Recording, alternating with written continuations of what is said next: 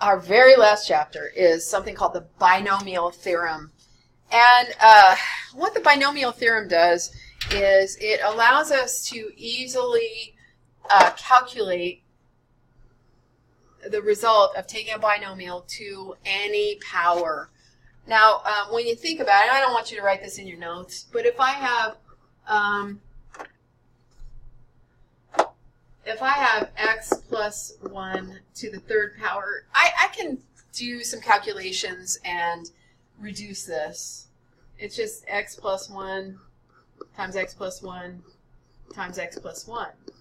But mathematicians were looking at this. If you have a second or a third power, not too hard to do all your multiplications and combine like terms. Mathematicians were looking for a shortcut when our exponents are large. So they came up with the binomial theorem. And one thing I want to tell you is that the idea of combinations that we used in the last two sections shows up again. This is one of the reasons why they gave us this weird notation for combinations. Remember, a combination with two numbers like this is the calculation n to the 1, n minus r. Try that again. Sorry, not n to the 1, but n factorial, n minus r factorial times r factorial. Okay? So they're using this idea as a multiplier. This will give you the coefficients of each term. So we start out with a to the n. What we do is you can see that there's counting up and counting down going on with n. Our combination counts down from n. Sorry, it counts up. So we start at 0 and we're counting up 1, 2, up to n. Okay. The first part of our binomial shows up to the n power. Brian? And then we subtract 1 from n, and then we subtract 2. And then the b part, it is actually in our first term, but here it's b to the 0 power, which is just 1, which is why it shows up as b to the first power and then second, and then b counts up from 0 to n. So our exponent on a goes down from n, the exponent on b goes up from n, and the bottom part of our combination will count from 0 up to n. Now, what I do when I'm using this is I make sure that I'm counting up and down in the right spots. But before we get started here, there's a couple of things that you need to know about combinations. Some combinations that are just really easy to calculate without using the calculator. First, I want to start out with a couple of factorial facts. 0 factorial is 1, as is 1 factorial. They do that by definition so that the factorials all work out in this way. So if we have, I want to look at these 4 different combinations. They'll save us some time in the problems ahead. So just using the formula for a combination of n and 0, I get n factorial over n minus 0 factorial times 0 factorial. All right, well, 0 factorial is 1. This will reduce to n over n factorial over n factorial. 0 factorial is 1. This is always going to reduce to 1.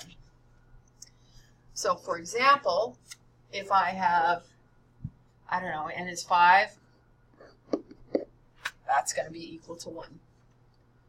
All right, kind of the same cool thing happens with n and 1. N factorial over n minus 1 factorial over 1 factorial. Now 1 factorial is just 1, so that reduces to n over n minus 1 factorial.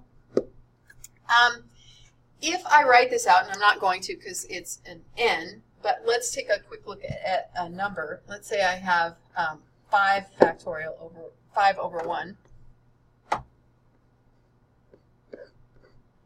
That's going to give me a 5 factorial over 4 factorial. Okay? And that 1 factorial turned into 1 and went away. Oops, I don't want that there. Look, 5 factorial over 4 factorial, 4 times 3 times 2 times 1 is going to factor out of both. We're just left with 5. So when we have any number in the top of our combination and a 1 in the bottom, it's just equal to the number in the top. Exact same thing happens with n over n minus 1.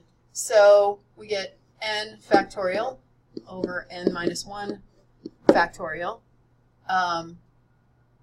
Sorry, let's try that again. I've got to do some subtraction. So n minus 1 factorial over n minus 1 factorial. All right, this n minus n, that's just going to give me 0, and then negative 1 gives me 1 factorial. And then I have n minus 1 factorial. 1 factorial goes to 1. We have the exact same outcome as the previous one. We just get n. And I'll skip the numeric example there. So last one I want to show you is when we get n. We get n factorial over n minus n factorial over n factorial, which is just n factorial over 0 factorial. N factorial. 0 factorial is 1. We get n factorial over n factorial, which is just 1. So it doesn't matter what numbers we have, as long as they're the same number, it's going to reduce to 1. All right, I'm going to stop this because it's getting long, and I'll see you in the next video.